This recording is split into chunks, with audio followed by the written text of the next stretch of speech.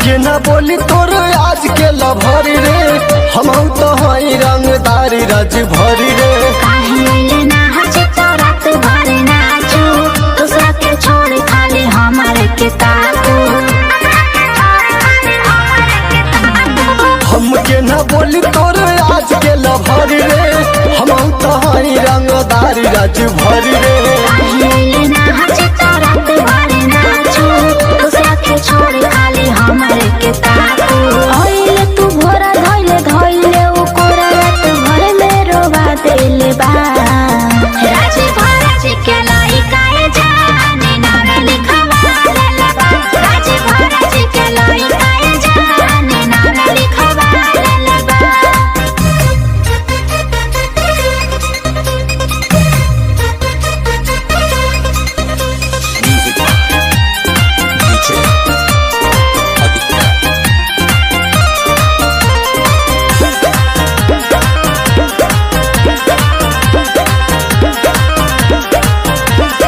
चूम लेबे दे होठ गोरे गोरे गाल के, वेद प्रकाश जितेंद्र नंदलाल के। कुछ देर खातिर बनी बाबू इस स्टेज पा, आगे अनमोल संग चले जाए सेज पा।